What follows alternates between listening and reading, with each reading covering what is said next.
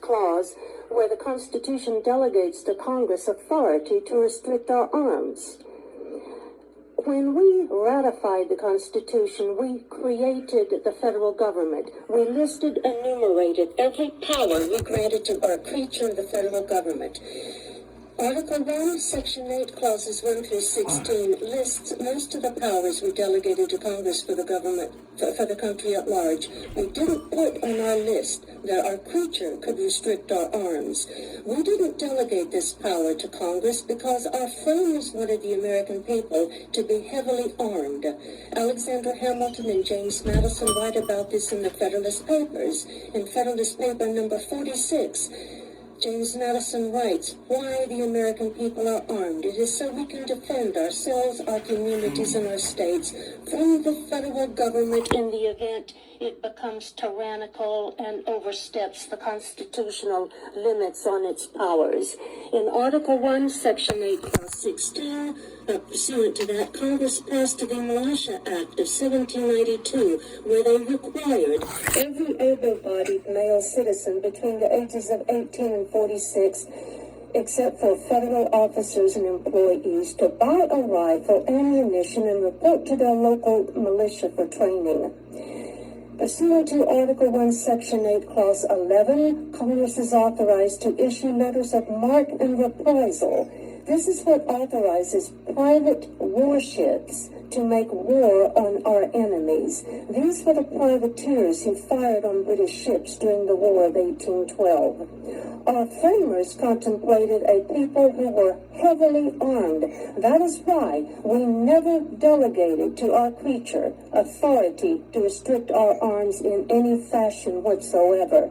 And when the federal government attempts to do so, they are usurping powers which they do not possess. The Attorney General goes by court opinions, not the Constitution. There is a vast gulf between the two. We have 200 years of Supreme Court opinions, and Mr. Chairman very kindly shared some of these 200 years of Supreme Court opinions, which have nothing to do with the Constitution. Charles Evans Hughes said over 100 years ago, the Constitution means what the judges say it means. That has been the prevailing dogma ever since, and generations of lawyers have been indoctrinated with this lie. That is why we no longer have a federal government which is held down by the chains of the Constitution. What we have is ruled by five judges on the Supreme Court who claim the power to do whatever they want to us and our country. So today we have two opposites, what the Constitution says and what the Supreme Court says. Well, your oath of office requires you to obey the Constitution, not the Supreme Court. The Supreme Court is merely a creature of this Constitution and is completely subject to its terms.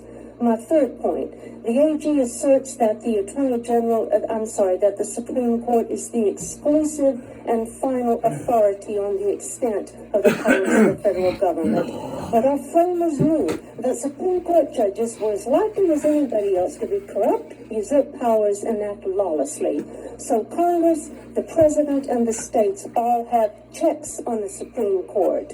Hamilton shows in Federalist number 81 that Congress's check on lawless federal judges is to impeach them and remove them from office.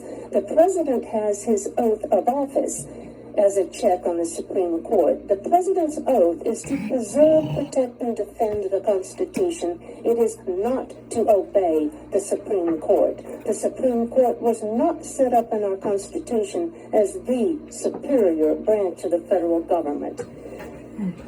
And then there's no need for me to...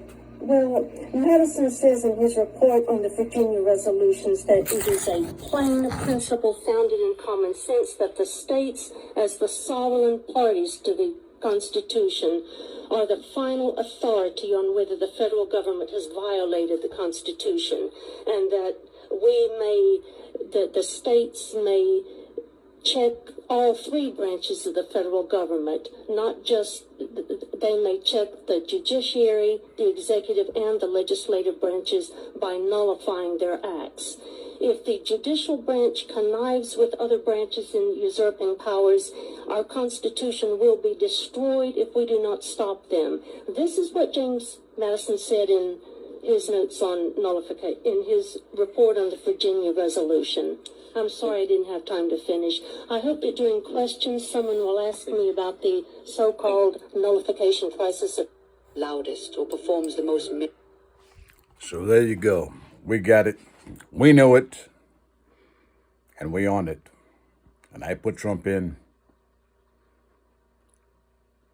February 28, 2024. When a lot of people I know said Trump is going to go to jail and all this shit. Well, you go to jail when you don't know anything. Well, I'm the president of the United States. I sent it to Trump. Now, Trump is going to have to start acquisitioning my pay since we're going to start on March 1st, 2024. And today is May 7, 2025. And I put in Scott Bissett, and I sent Trump the $1 billion bond that Janet Yellen gave me. Not gave it to me. It cost me a lot of money through other sources and through the governor of Georgia. And I got the $1 billion bond, and I want to acquisition it. I want 9 checks, $100 million apiece. Prince Charles Joseph House, 5 of them, and Charles Joseph House, 4 of them. $100 million apiece.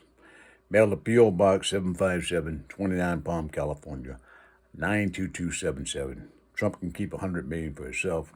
What is money?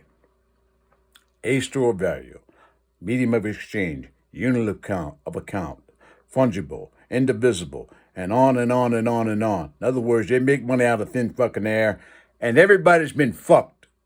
So everybody get your authenticated birth certificate on the state level, get it authenticated on the federal level, become alive in the system, get your name changed, with your case number, and I'll talk more about it later.